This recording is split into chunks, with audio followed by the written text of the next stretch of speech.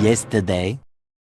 You said that if the Supreme Court said someone needed to be returned, that you would abide by that. You said that on Air Force One just a few days ago. And they said that it must be facilitated. Why don't you just say, isn't it wonderful that we're keeping criminals out of our country? Why can't you just say that? Why do you go over and over? And that's why nobody watches you anymore. You know, you have no credibility. Yep, the press is fighting to have gangbangers smuggled back into the country. And if they're not smuggled back in, they're calling it a constitutional crisis. Mr. Kilmar Garcia, who broke into the country under Barack Obama, was arrested in 2019 in the company of other ranking MS-13 gang members. Homeland Security called him a verified member of MS-13. And 2 immigration judges upheld that he was MS-13. A judge thought Garcia was so dangerous, he denied him bond and called him a flight risk. The reason he wasn't deported earlier was because Garcia's attorney convinced the judge that if he was sent back to El Salvador, a rival gang would kill him. Sounds like a gangbanger to me.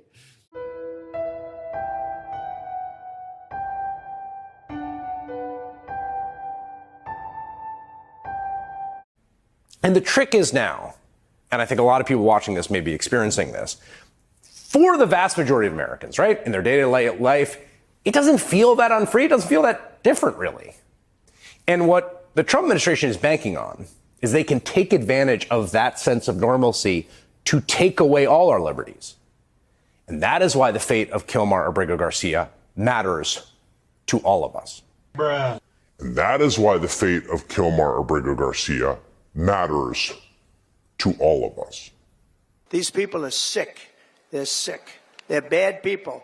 Democratic Senator Chris Van Hollen from Maryland, where Abergo Garcia was living when he was arrested by ICE agents last month, has now said he's requested a meeting with the president of El Salvador. Is a meeting set? Have you heard back? Kate, it's good to be with you. I did request it. I've not heard back from the president of El Salvador. And as I said in that letter, if I don't hear from him and Abergo Garcia is not quickly returned, I do intend to go to El Salvador this week to show solidarity with his family. I also hope to visit this notorious prison to see Abergo Garcia, to let him know that his family and friends are very worried about him, as am I. So every American should care about this. No. Hey, there he is. Oh, goodness gracious. Can we get the handcuffs off my friend here? Forgive me, I'm sorry. I'm such a huge fan of yours. What a bunch of losers. You and me, we're a lot alike in a lot of ways. The only difference between you and I is that I have resources.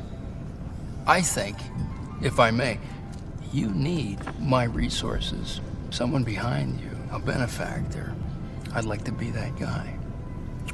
This time, the greatest threat is not from the outside of our country. I really believe this. It's from within. It's the people from within our country that are more dangerous than the people outside. We can handle China. We can handle Russia. We can handle all of them if you have a smart leader.